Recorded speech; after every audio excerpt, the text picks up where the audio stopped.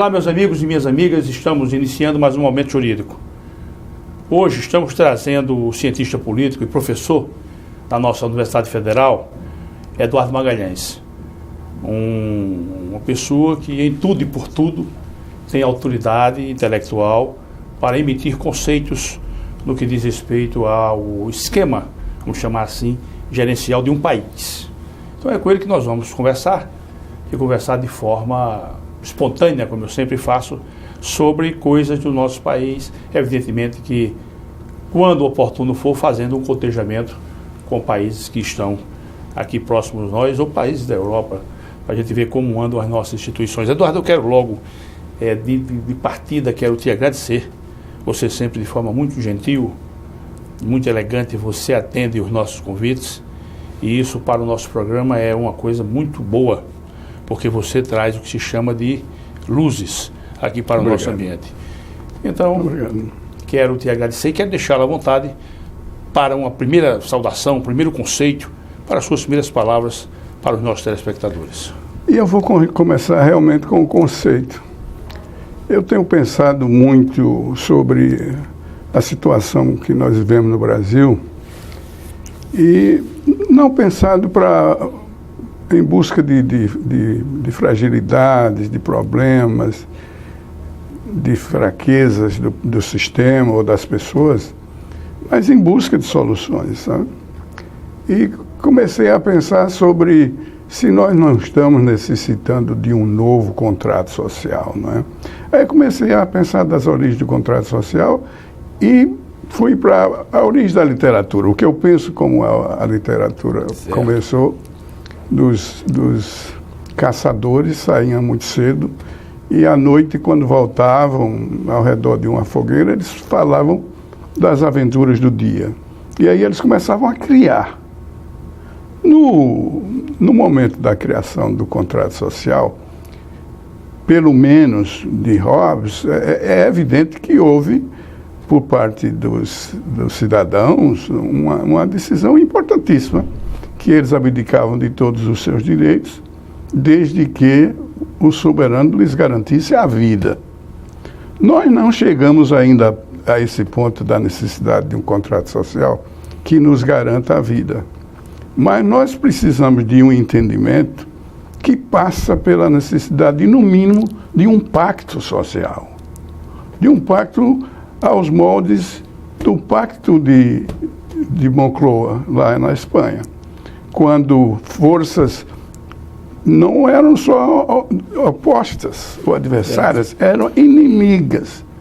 Foram mais de 30 anos de ódio e de mais de milhões de pessoas assassinadas de todas as formas possíveis e imagináveis. E eles conseguiram, de forma inteligente, criar um governo a partir do zero,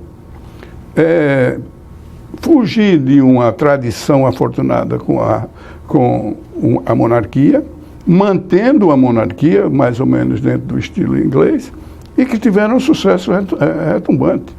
Os governos democráticos da Espanha, durante 20, 30 anos, até recentemente, tiveram um sucesso muito grande e a Espanha passou a ser um país desenvolvido.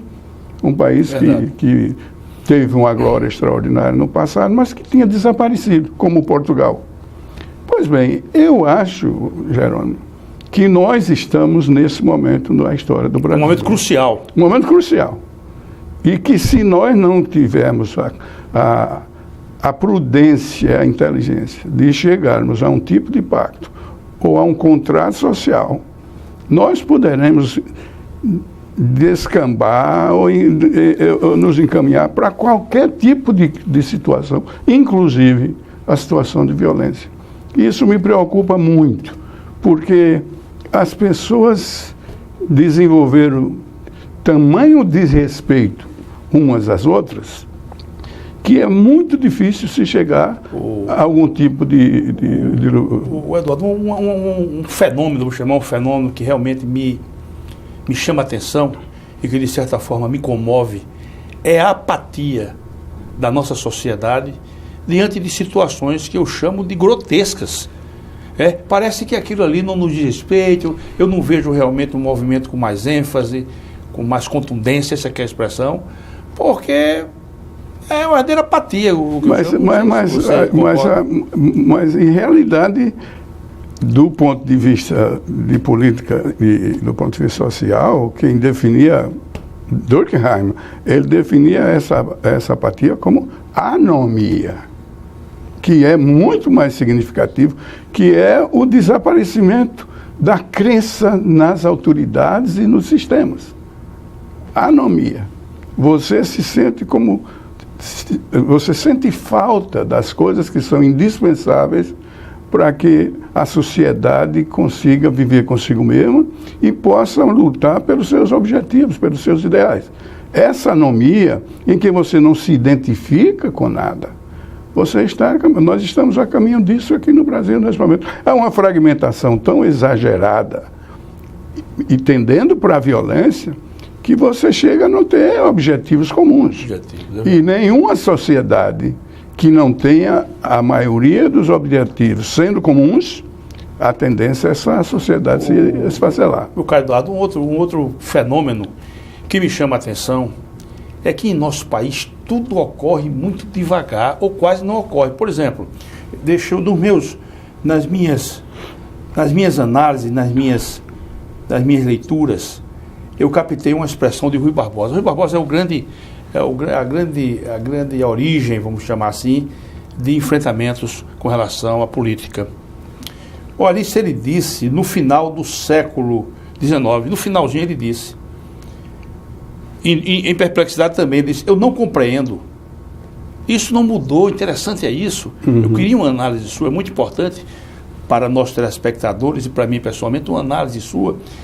Dizia Rui, eu não compreendo porque os nossos homens públicos, olha, ele disse isso, repito, por volta de 1898, eu não compreendo, já a República, eu não compreendo porque os nossos homens públicos possuem uma prática moral dentro de casa e outras totalmente diferentes no trato com os interesses públicos.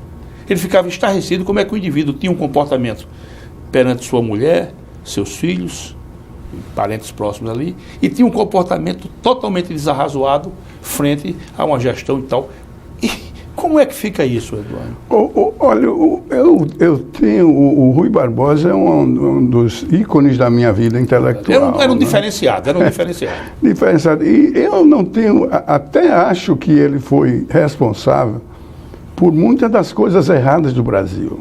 Eu acho logo no início, né? No começo. A Constituição de 1881, 91, essa é uma Constituição que foi o Rui que escreveu. E é uma cópia da Constituição dos Estados Unidos que não se adequaria jamais à história do Brasil. A história do Brasil, do sistema político brasileiro, que era unitário, não podia, de repente, por um passe de mágica, se transformar num sistema federal. Não tinha como dar certo. O Eduardo já vinha com muitos vícios, né? Pois é. A monarquia já vinha com muitos vícios. O principal vício, é um vício que ainda nós hoje não conseguimos nos livrar dele, era a ideia do poder moderador. O poder moderador é uma excrescência da liberdade, principalmente dos direitos civis do século XVIII, do século XIX, e você manteve um poder moderador que ainda hoje está muito presente. Nós estamos procurando nesse momento, cadê o poder moderador? Você vê um monte de pessoas já pensando que o grande poder moderador da história do Brasil, que são militares, tem que ser acionados de novo para resolver os problemas do Brasil. Então, nesse ponto, eu acho que Rui Barbosa, em vez de criar um sistema, como ele via o brasileiro, ele tinha tantas opiniões extraordinárias sobre o brasileiro, como um cientista social, muito mais do que como um advogado, e ele, no entanto, não levou em consideração a genialidade brasileira na construção da Constituição de 1891. É uma Constituição que é a cara da Constituição dos Estados Unidos, só que é um pouco maior. Mas os princípios básicos da Constituição americana estão tanto até o nome do país ele botou Estados Unidos do Brasil. Até o nome ele botou Estados Unidos. Você acha que a partir dali Nós temos problema porque, olha, se você pensar que nós temos a República, que apenas 5 presidentes da República terminaram o mandato, começaram a mandato, alguma coisa está errada. Alguma coisa está errada e o erro vem da base, da estrutura básica que é a Constituição. Sabe, a grande força dos Estados Unidos está na sua Constituição, que está presente hoje do jeito que estava quando ela foi criada pela primeira vez. Era um instrumento que seria capaz de gerar o mecanismo necessário para produzir sucesso administrativo, desenvolvimento e, acima de tudo, uma das coisas que eu acho extraordinária nesse estado da natureza, de novo, que é o direito de ser feliz. Esse está embutido na Constituição dos Estados Unidos. Porque ela só pode ser feliz, só quem é feliz são as pessoas, não são as instituições, são os cidadãos. E essa preocupação de Locke está muito presente na Constituição dos Estados Unidos, está muito presente na Declaração da Independência dos Estados Unidos. E é uma coisa que não está presente nas nossas constituições. E ninguém está preocupado com isso, não. E tem que se preocupar. Ninguém está preocupado. E tem que se preocupar. Deixa eu só aproveitar aqui eu estava lendo uma entrevista sua, meu caro Eduardo, de 2014. Não é? Você deu uma entrevista. Eu peguei aqui 2 pontos que eu queria que você esclarecesse isso, certo. Porque certamente desse esclarecimento você vai nos dar também uma informação importante. Você disse o seguinte, que você não sente a menor motivação para entrar na política. Você não sente motivação. O seu nome foi lembrado para o Senado e tal, mas você, rapidamente, você também saiu vamos chamar assim, saiu do palco dos acontecimentos e disse, olha, um dos motivos é que eu também não tenho o menor pendor para ingressar na atividade política. E uma outra coisa que você disse, você não perca o seu raciocínio, você disse, olha, vivi fora do país durante 20 anos. Você esteve nos Estados Unidos, que eu sei, esteve na Espanha, você esteve, quer dizer, na América do Norte e esteve na Europa. Estudando o Brasil de fora para dentro. E você percebeu no povo brasileiro que era um povo diferente.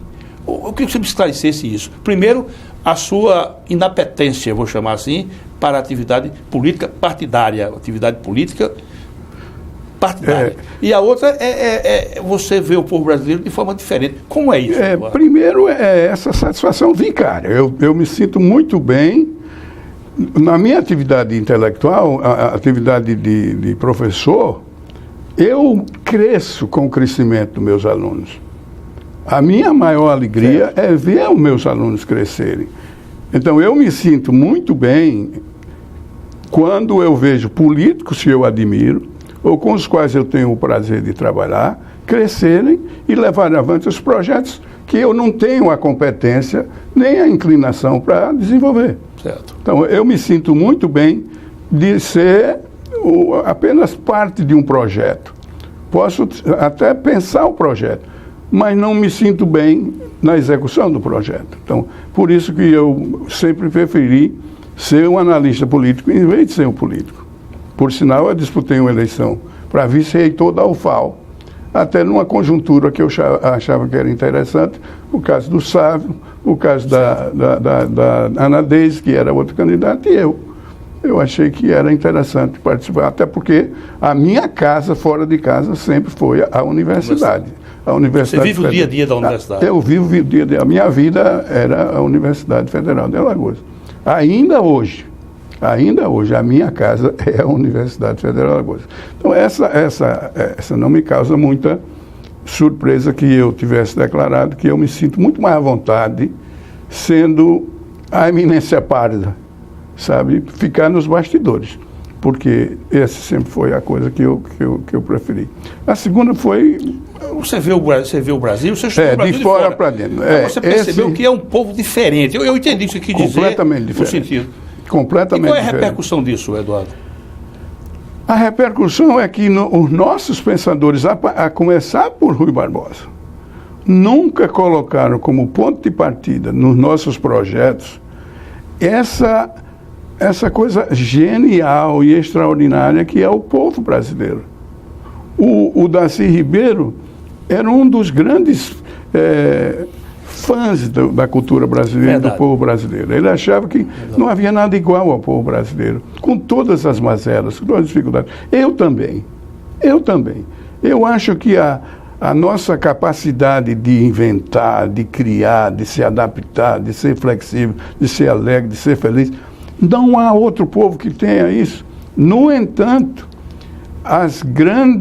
o potencial de transformação que nós temos não foi ainda realizado e provavelmente não será, porque nos falta um ingrediente que outras nações têm, outras culturas têm: a disciplina pessoal. Falta-nos aquele elemento básico que gera sucesso, que é a disciplina. A disciplina, né? Esse é o ponto de partida do sucesso de todas as nações, a disciplina pessoal. Disciplina que parte do controle de instintos, controle de ambições, de defeitos. Você parte desse para transformar e fazer com que essas capacidades se desenvolvam nas outras pessoas. Eduardo, e aí caímos naquela construção do Weber, da ética do protestantismo.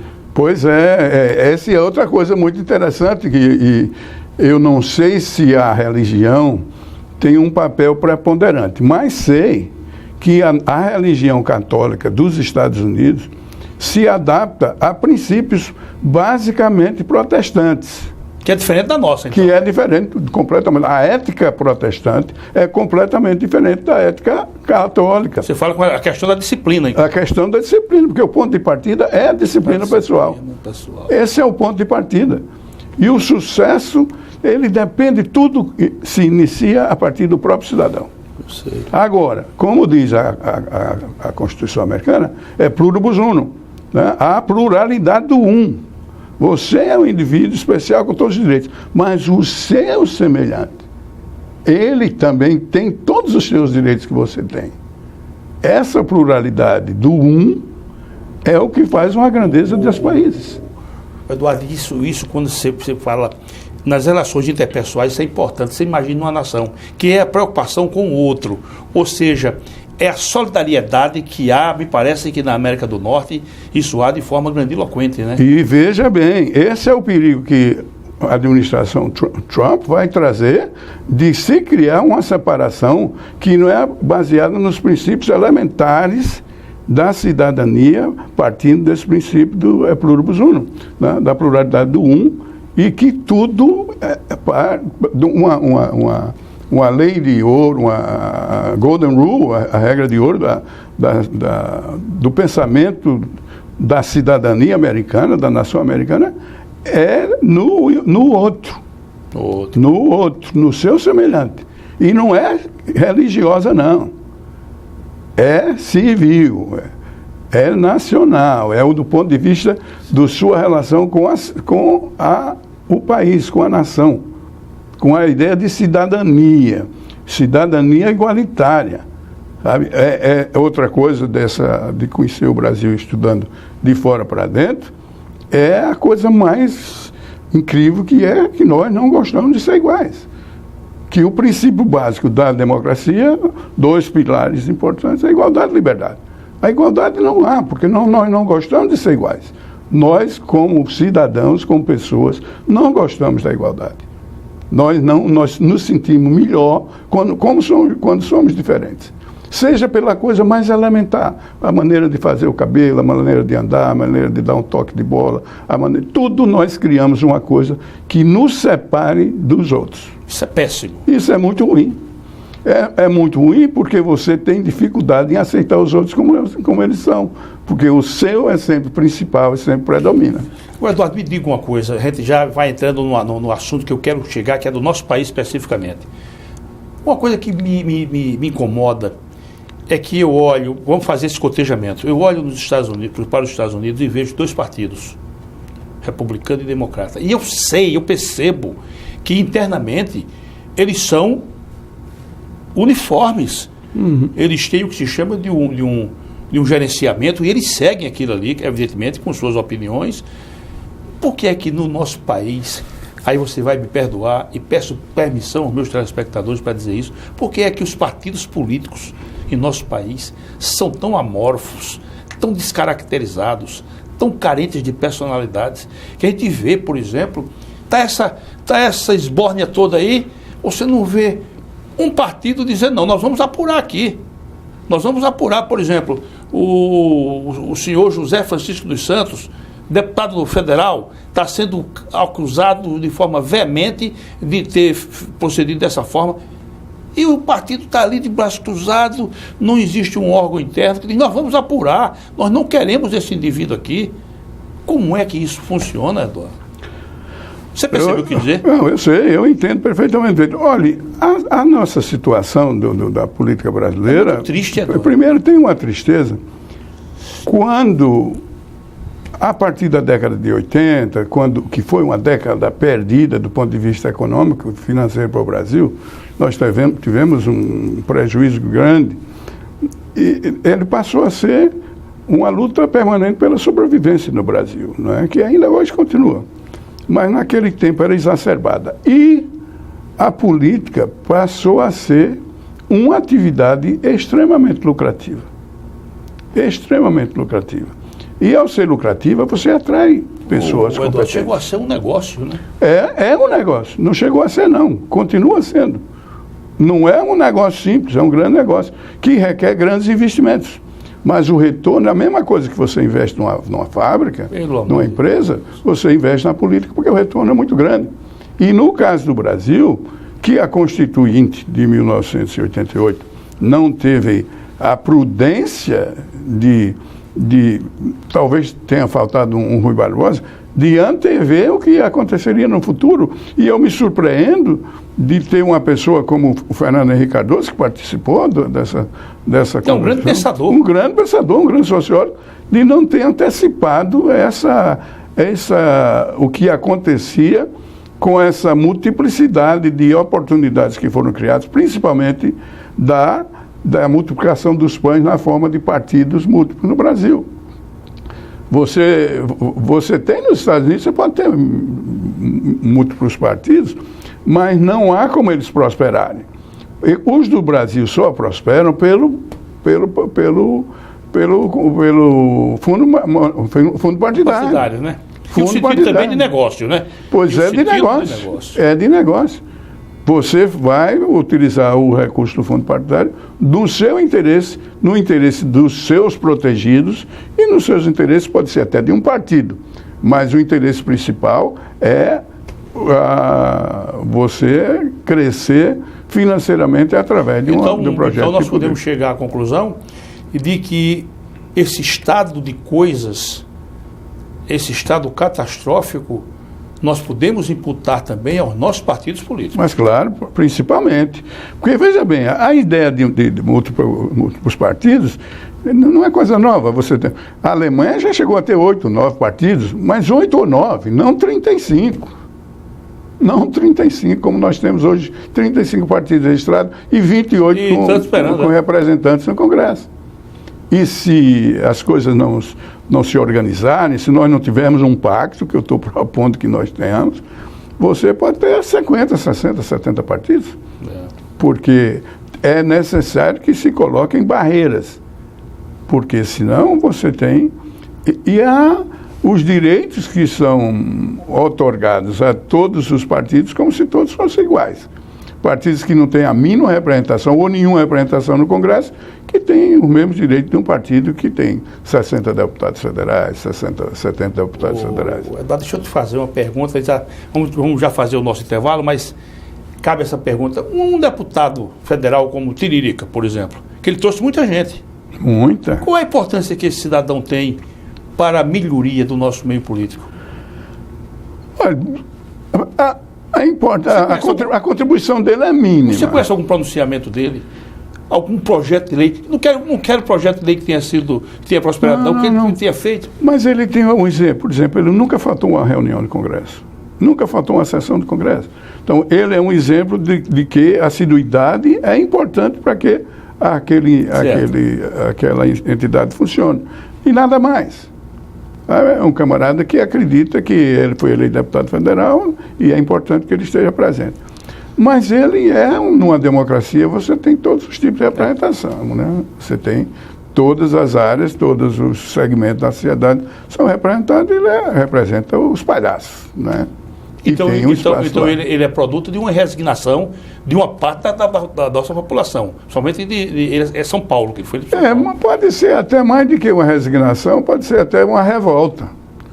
Se você não tem bons candidatos, foi nesse sentido que eu falei, resignação no sentido de revolta. No sentido de revolta seria isso. Como você tinha o Cacareco, há anos e anos atrás, que foi eleito vereador do Rio de Janeiro, e outros candidatos, ou o voto em branco, ou o voto nulo no passado, e o que se escrevia nas cédulas antigamente, né?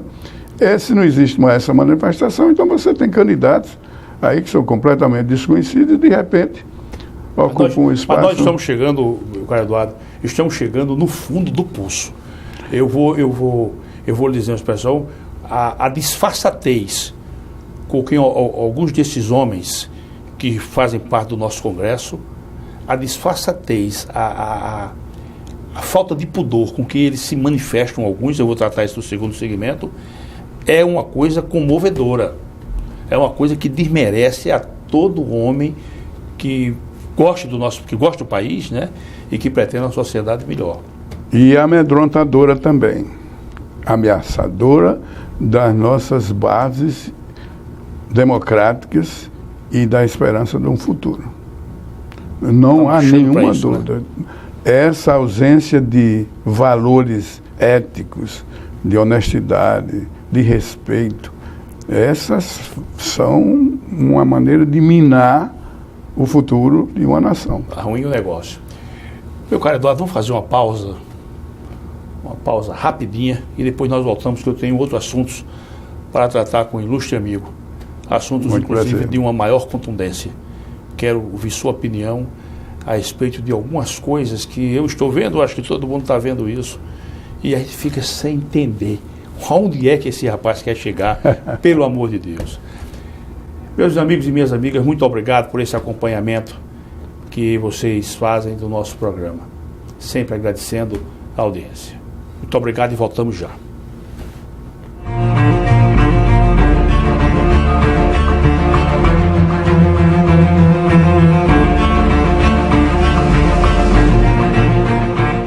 Olá pessoal, preparamos para você um super aulão online para o concurso da UFAL, com resolução de questões e muitas dicas que vão fazer a diferença na sua aprovação.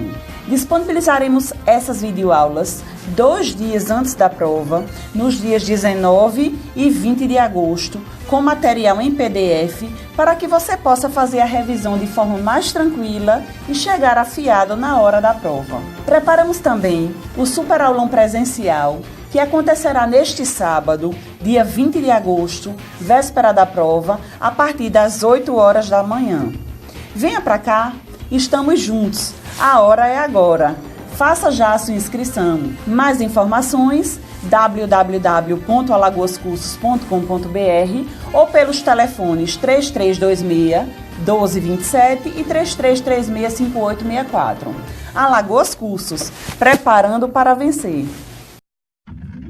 A CL Investimentos é uma empresa que trabalha com imóveis próprios. Quando precisar locar ou comprar um imóvel, procure a CL Investimentos. Aqui só locamos e vendemos imóveis próprios. Por isso damos garantia de um investimento seguro.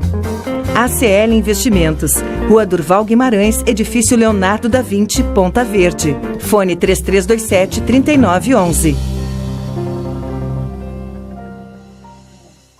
Quando o assunto é o seu carro, além de escolher a marca líder, escolha também a concessionária que faz mais por você. Por isso, a Blumari oferece o melhor atendimento em serviços, peças e acessórios. E ainda tem as melhores negociações, sendo totalmente certificada pelos padrões Fiat de qualidade e líder de mercado em seu segmento. Fiat Blumari, a marca do seu carro. Avenida Gustavo Paiva, Mangabeiras.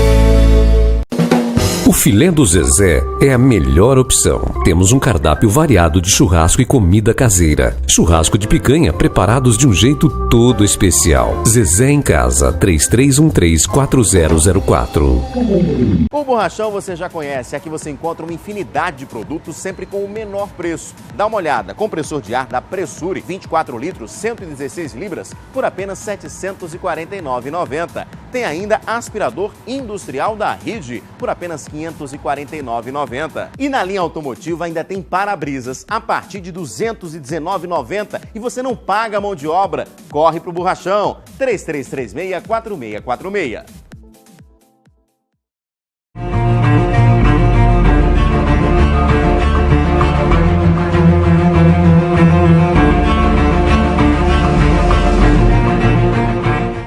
Olá, meus amigos e minhas amigas, estamos retornando aqui com o nosso caríssimo Eduardo Magalhães, nos trazendo boas informações, boas, objetivas e precisas informações, essa que é a expressão. Então, meu caro Eduardo, nessa nossa conversa, que eu lhe confesso, esses assuntos eu trato com uma certa melancolia, não no sentido piegas, mas eu diria até um cansaço mental, essa que é a expressão. Você sabe, Eduardo, melhor do que todo mundo, que nós somos produtos na nossa formação, da nossa casa, ali com os nossos pais, com nossos irmãos, geralmente os mais velhos e tal, com os nossos vizinhos que estão ao nosso derredor. E é dali, daquele ambiente, que nós formamos a nossa estrutura para seguir pela vida fora. Eu aprendi, no meu ambiente de casa, me permita dar esse exemplo, de que você só poderia chegar a alguns lugares e você só poderia chegar a exercer algumas atividades se fosse pelo mérito. Se você chegar sem ser pelo mérito, é um desastre. E eu vejo, sendo muito franco, muito sincero, eu vejo que o nosso ambiente político, quando eu digo político partidário, o Congresso Nacional e tal, que o mérito não é valorado, é mais a esperteza. Ou seja, nas minhas meditações eu digo, bom, os nossos grandes políticos chegam lá mais pela esperteza do que pelo mérito. E aqueles que eventualmente têm um mérito, eles ficam obnubilados, ficam na escuridão e tal. Me faça uma análise disso aí. É possível fazer? Esse é verdade, porque a função, o objetivo principalmente da atividade legislativa, ela tem mudado muito, não é? Depois da presença do grande capital na política brasileira. O mérito passou a ser de quem tem mais dinheiro para comprar voto. Enquanto nós não acabarmos com a compra de voto, nós sempre vamos ter as pessoas que não merecem ocupando os cargos mais importantes no país. Esse é o ponto de partida. Enquanto for permitida a compra de votos, não há futuro. Um dos pontos fortes da democracia americana e da democracia inglesa, da democracia não há compra de votos. Isso é um sacrilégio se pensar em comprar votos dentro de uma democracia. Como ela passou a ser... Você me perdoa, Eduardo. Eu acho humilhante. Eu acho humilhante para quem vai votar e para quem está postulando a cadeira, a compra do voto. Eu até vejo de uma forma diferente, Geraldo, porque esse é um país capitalista que vive de venda de compra e venda, de negócios, sabe? E o pobre não tem nada para vender. A única coisa que ele dispõe para vender é o voto. Então, dentro do sistema capitalista, ele está fazendo uso de algo que ele tem, que ele dispõe, e pode utilizar da maneira que quiser, porque é dele, e é vender o seu voto.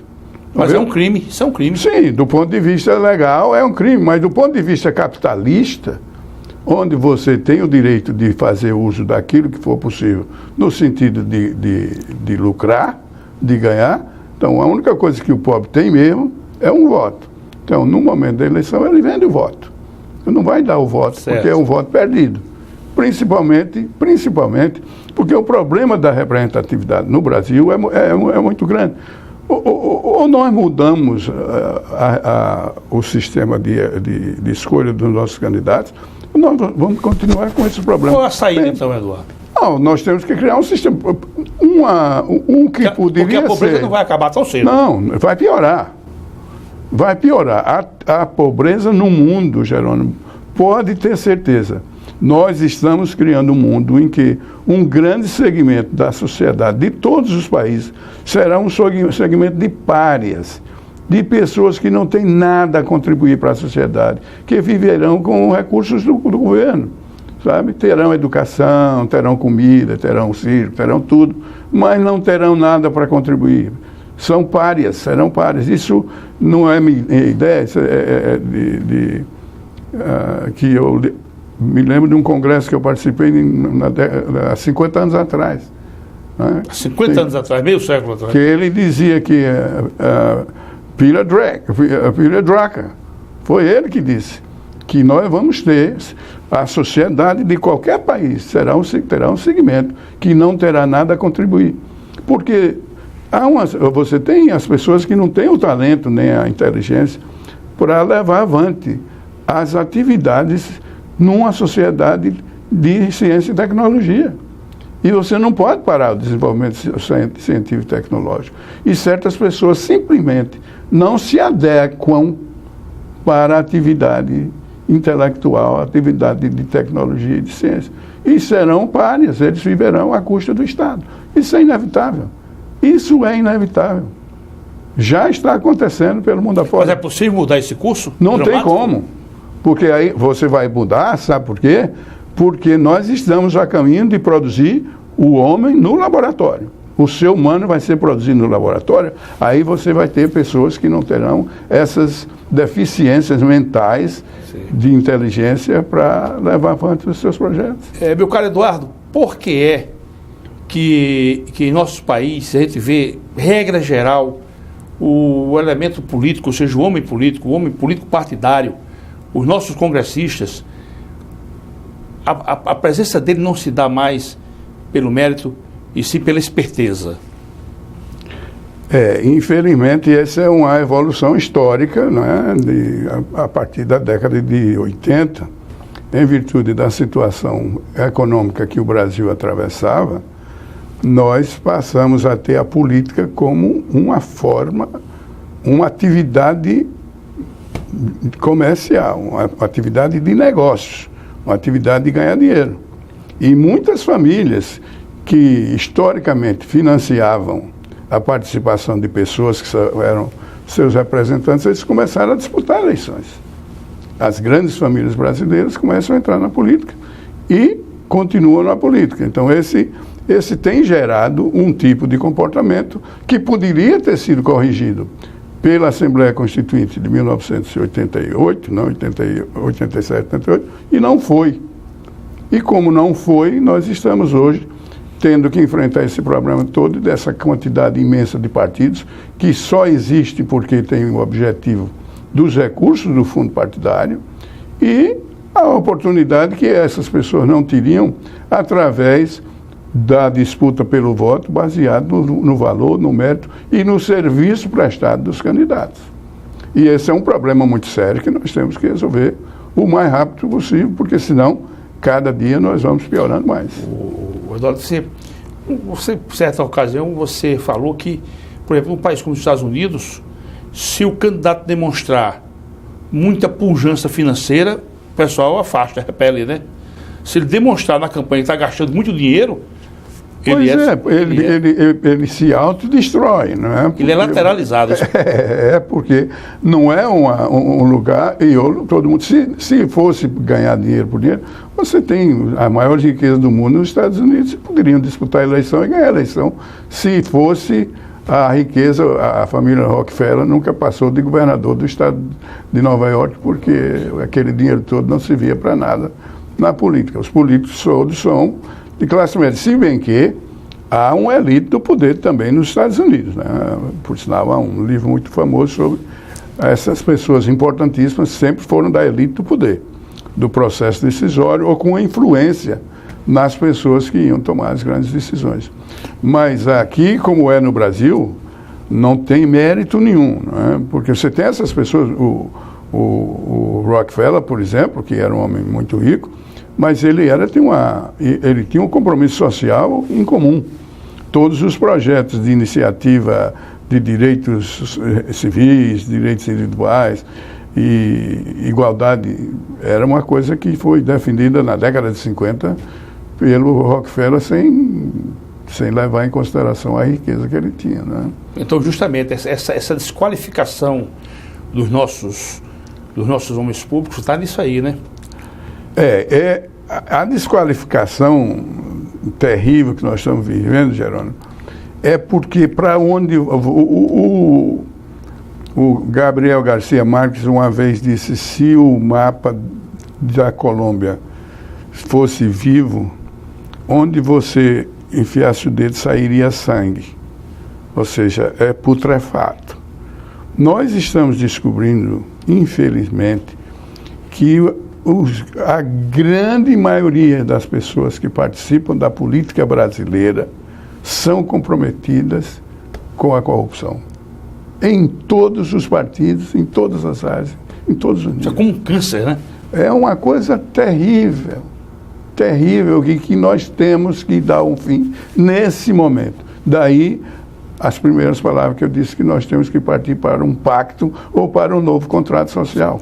Eduardo, eu queria que você aprofundasse uma análise nisso que eu vou te colocar. Eu não tenho dúvida de que, se não houver uma mudança na legislação, nós não vamos chegar a canto nenhum.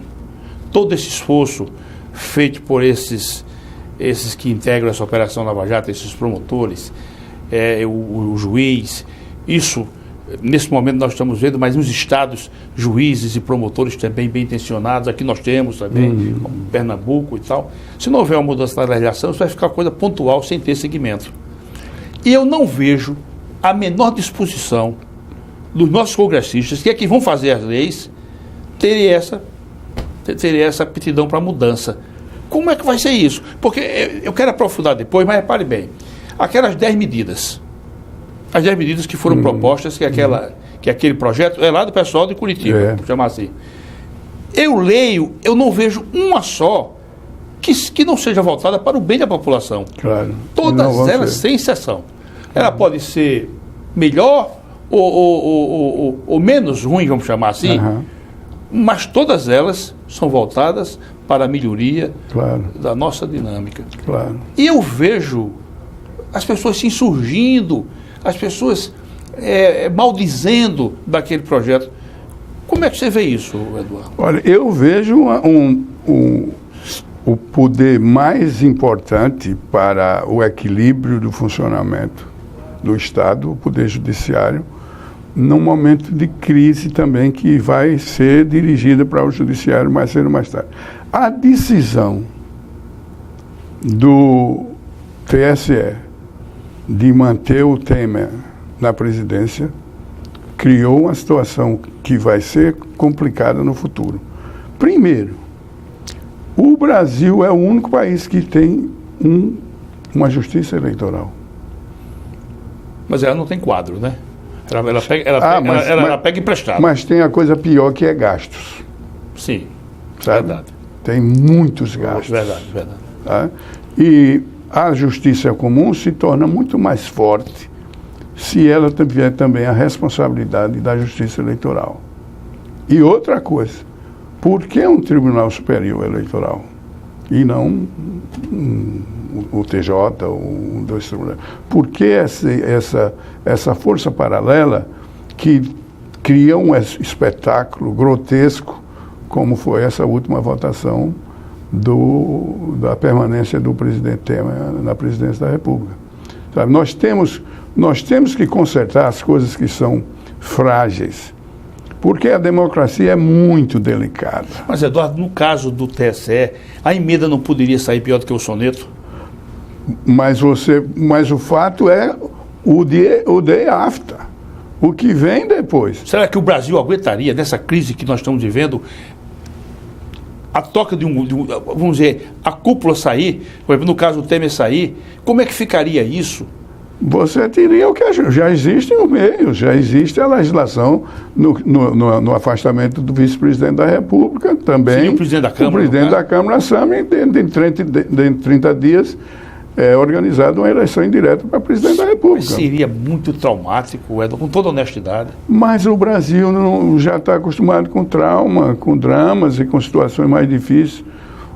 O pior é você manter a situação atual e que, quando for corrigida, você terá um número maior ainda de pessoas que serão afetadas pela nova legislação que vai ser criada.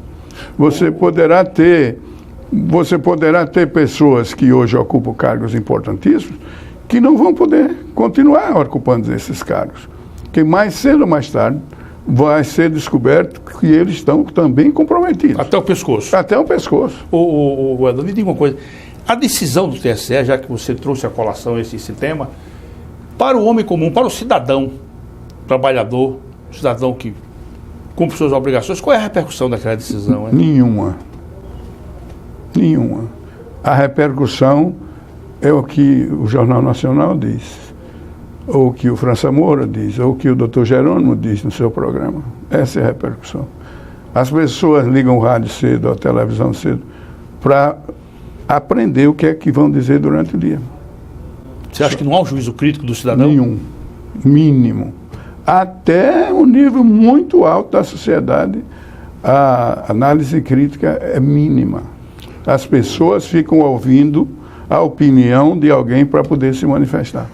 O Eduardo, o que deixa todos nós estarrecidos é o envolvimento do presidente Temer com esses dois irmãos. Como é que pode acontecer um negócio desse? Pois é, esse é muito grave. Não é um cargo qualquer, é a presidência da República. A presidência da República. Ele recebeu o cara àquela hora, fora de agenda, é uma coisa indesculpável. Não há desculpa. Você recebe na hora que quiser um amigo para tratar de coisas de amigos, mas não para tratar de coisas do Estado que eram extremamente negativas. Aquilo é uma coisa inadmissível. Inadmissível. Não tem justificativa? Não, nenhuma, absolutamente nenhuma. Não há como se permitir que uma coisa dessa ocorra. O sistema não sobrevive, porque tudo fica sujeito aos interesses individuais. Uma outra coisa, Eduardo, é que a decisão, ela demonstrou que os julgadores estão bem divididos, né? Bem divididos. Por interesses próprios. Não é pela legislação, não é pela lei, é pelo interesse individual. O que complica mais ainda a situação, principalmente no judiciário. Esse é aquela venda nos olhos daquela estátua na frente do Supremo Tribunal. Você acha que o judiciário vai ser também alvo de uma devassa? Vai ser. Não há como evitar. E aí é terrível, porque esse é o poder sagrado. Vai ser uma causa catastrófica. Catastrófica, pode ser. Não é verdade? Poderá ser. Eduardo, e nesse imbróglio todo, nessa barafunda, como é que vai ficar a Operação Lava Jato? Você acha que a tendência dela também é enfraquecer, Eduardo?